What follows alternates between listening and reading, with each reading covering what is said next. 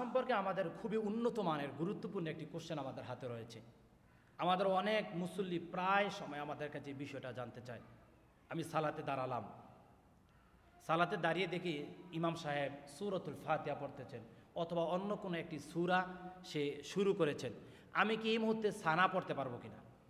আবারও বিষয়টা বলছি, অর্থাৎ একজন মুসল্লি তার উজু শেষ করে অথবা তার অন্যান্য কাজ শেষ করে সালাতের জন্য দণ্ডায়মান হয়েছেন, এই মুহূর্তে সে আল্লাহু আকবার বলে তাকবীরে তাহরিমা বলে হাত বেঁধেছেন, তার টার্গেট সানা পড়বেন, আর এই মুহূর্তে ইমাম সাহেব সূরাতুল ফাতিহা তেলাওয়াত করা শুরু করে দিয়েছেন অথবা সে অন্য একটি সূরা তেলাওয়াত করা শুরু করে দিয়েছেন। এই মুহূর্তে যিনি মুক্তাদি থাকবে অর্থাৎ যিনি মুসল্লি থাকবে তিনি কি সানা পাঠ করবে নাকি সে সানা পাঠ না করে কোরআন তেলাওয়াত চুপ হয়ে শুনবে? এটা হচ্ছে জানার বিষয়। আমাদের অনেক মুসল্লি রয়েছে যারা ইমাম সাহেব সূরাতুল ফাতিহা পাঠ করছে অথবা অন্য কোনো সূরা তেলাওয়াত করছে, এই মুহূর্তে দেখা যায় মুসল্লিরা সানা পাঠ করে। সানা পাঠ করার কারণে ইমামের সূরা ফাতিহা শুনতে পারে না, অন্য সূরাও শুনতে পারে না। কুরআনুল করিম, কুরআনুল আযীম, কুরআনুল হাকিম তেলাওয়াত শোনা হচ্ছে আপনার উপর অত্যাবশ্যক, ওয়াজিব। কুরআনুল কারীমের মধ্যে অন্যতে আল্লাহ তাআলা বলছেন ওয়াইদা কুরিয়াল কুরআন ফাসতামিউ লাহু ওয়া আনসিতু লাআল্লাকুম তুরহামুন, যখন তোমাদের সম্মুখে কোরআন তেলাওয়াত করা হয় তখন তোমরা চুপ থাকো।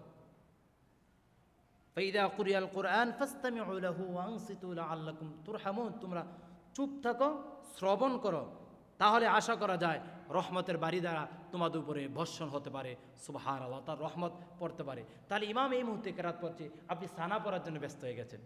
দেখা যাবে কেরাত পড়ার কারণে আপনি সানাটা 2-3 বার পড়তে অনেক সময়, ইমামের কেরাত আপনার পরিচিত বা কেরাতের দিকে আপনার বারংবার মন যাচ্ছে, সানা পরিপূর্ণ হচ্ছে না, এটা অনেক সময় পেচ লেগে যায়, ঝামেলা তৈরি হয়ে যায়। তাহলে সঠিক এবং সহিহ মাসালা হচ্ছে ইমাম যখন কিরাত পড়বে ওই মুহূর্তে আপনার সানা পড়ার প্রয়োজন নেই।